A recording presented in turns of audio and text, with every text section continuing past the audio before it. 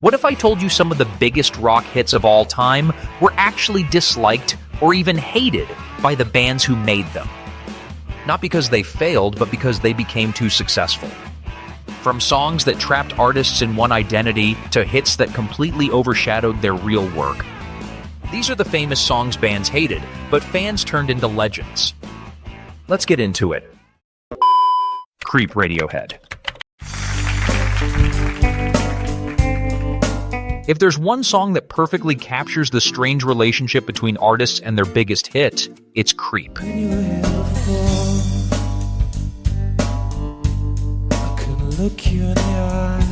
Released in 1992, the track was Radiohead's breakthrough moment, the song that suddenly pushed them from relative obscurity onto the global stage.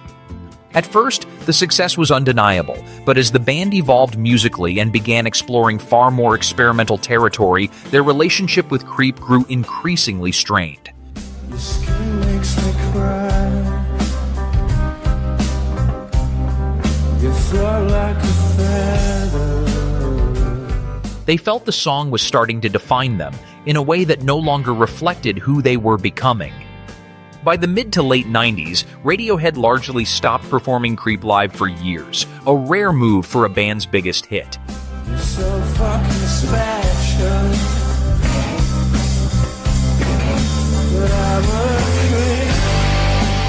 creep. It wasn't because the song failed, it was because it succeeded too well. Fans never stopped loving it. Crowds never stopped requesting it.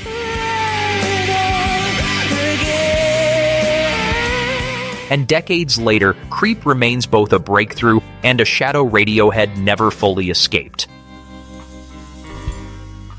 I don't belong here. Smells Like Teen Spirit, Nirvana. When Smells Like Teen Spirit hit the airwaves in 1991, it didn't just launch Nirvana, it detonated the entire music landscape.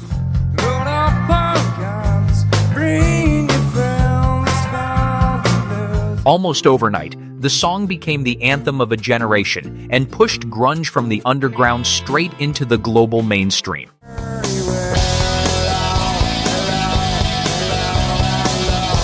But for Kurt Cobain, the relationship with the track grew increasingly complicated.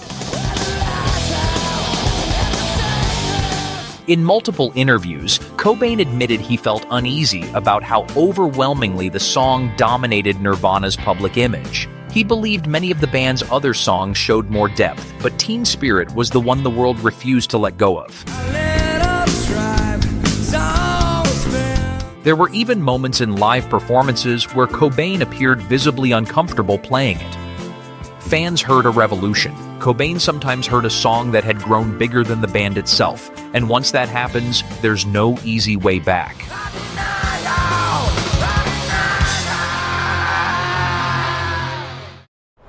Stairway to Heaven, Led Zeppelin. Stairway to Heaven isn't just a hit, it's often ranked among the greatest rock songs ever recorded. There's a lady who's sure all that glitters is gold, and she's buying the stairway to heaven. Released in 1971, the track grew steadily in legend, eventually becoming one of the most requested and most played songs in classic rock history. When she gets there, she knows if the stores are all closed. But that kind of immortality comes with a price. Over the decades, the song became so omnipresent on radio stations, in guitar stores, and pop culture that even members of Led Zeppelin developed complicated feelings about its constant shadow. A tree by the brook, there's a songbird that sings. Sometimes all of our thoughts are misgiven. Robert Plant, in particular, has spoken candidly in later interviews about his mixed relationship with the song, at times expressing that it no longer represented where he was artistically.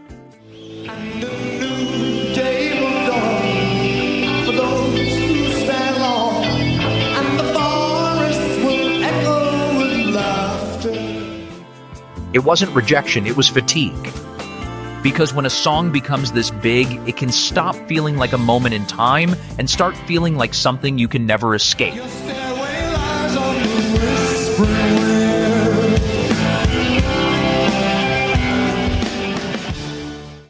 wind. Wonderwall Oasis. Few songs followed a band around quite like Wonderwall followed Oasis. Today was gonna be the day that they're gonna throw it back to you. Released in 1995, the track quickly became the band's global breakthrough, dominating radio, charts, and eventually becoming one of the most recognizable songs of the entire Britpop era. And I don't believe that anybody feels the way I do about you now. But with that level of success came something else: exhaustion. Noel Gallagher has repeatedly joked in interviews about how relentlessly the song has been requested over the years. At one point, he even admitted that hearing fans constantly shout for Wonderwall could become a bit much. And all the roads we had to walk the way. The song wasn't hated in the traditional sense, but it became so massive, so unavoidable, that it began to overshadow the depth of Oasis's catalog.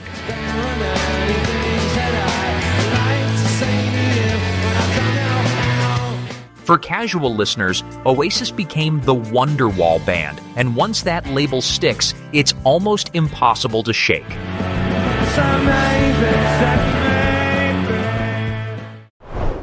Every Breath You Take, The Police.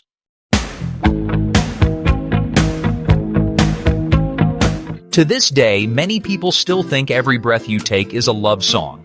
It's been played at weddings, romantic events, and slow dances for decades. Every breath you take, and every move you make. But Sting has repeatedly pointed out that the song was never meant to be romantic. Every single day, every word you say. In reality, he wrote it as a dark, obsessive narrative about surveillance, control, and unhealthy fixation. Over the years, he's expressed some amazement and occasional frustration at how widely the song's meaning has been misunderstood. Every game you play, every night you stay, I'll be watching you.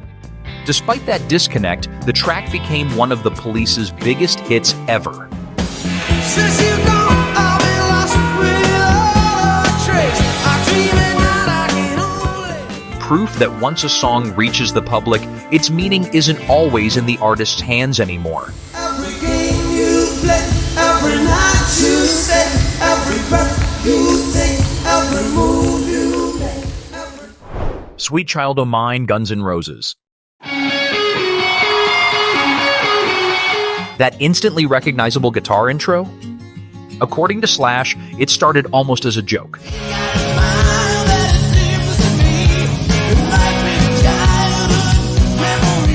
He was simply warming up, playing around with a melodic exercise that wasn't meant to become anything serious.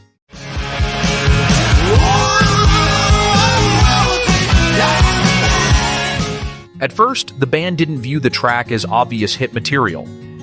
But once the full song came together and radio stations got hold of it, Sweet Child O' Mine took on a life of its own.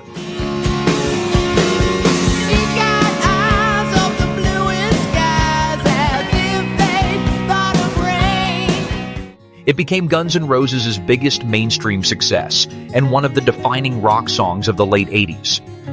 What began as a casual warm-up riff turned into a piece of rock history the band could never outrun.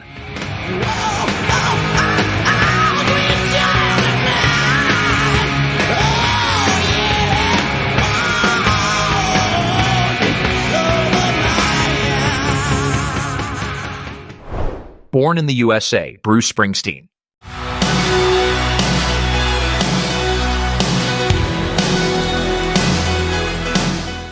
One of the most misunderstood songs ever. Few rock songs have been as widely misunderstood as Born in the USA. Born down in a dead man's town. The first kick I took was when I hit the... With its massive chorus and stadium-sized sound, many listeners interpreted it as a straightforward patriotic anthem. But Bruce Springsteen wrote the song as something much darker, a critique of how Vietnam veterans were treated after returning home. Born in the USA, I was born in the USA. Over the years, Springsteen has repeatedly clarified the song's true meaning in interviews and live performances. Come back home to the refinery. Our mindset, son of it was up to me. Despite that, the upbeat production and powerful hook led to decades of misinterpretation. The song became one of his biggest hits ever, but the message he intended often got completely lost in the noise. In the USA, I'm a long-gone daddy in the USA. I Can't Get No Satisfaction, The Rolling Stone.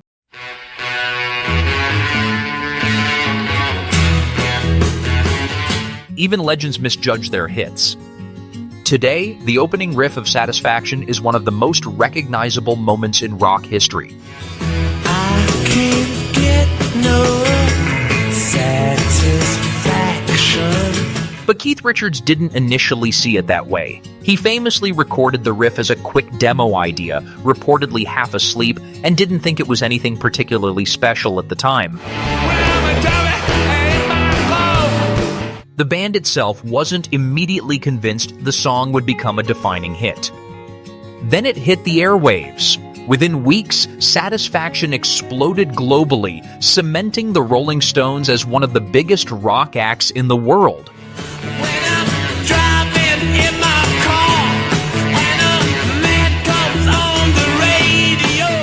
It's one of the clearest reminders in music history. Sometimes artists are the last people to realize when they've created something iconic. No satisfaction.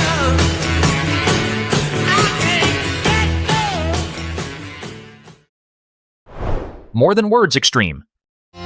Saying I love you. This song changed everything in a way the band didn't want. It's not the words I want to hear from you. Extreme built their reputation on hard rock energy and technical musicianship. Then came More Than Words. It would be to show me how you feel. The soft acoustic ballad was a massive commercial success, climbing charts around the world and reaching audiences far beyond the band's original fan base. Now that I've tried to talk to you. But success came with a catch. The band later expressed frustration that the song reshaped how the public saw them. Instead of being known for their heavier material, many casual listeners suddenly viewed Extreme as primarily a ballad band. That you love me, 'cause I already know. In interviews over the years, members have acknowledged the song's importance, but also the complicated legacy it created. Fans embraced it instantly. The band took longer to make peace with it. Just by saying I love you.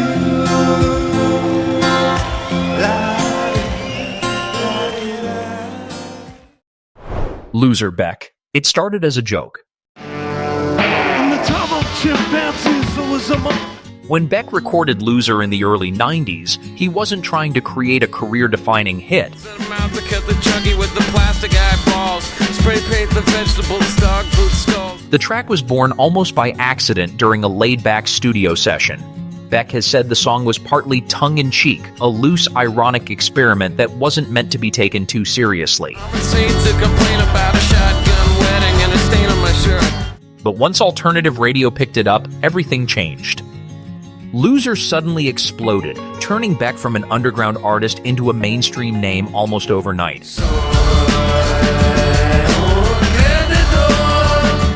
The irony? A song built on slacker sarcasm ended up defining his image far more than he ever expected.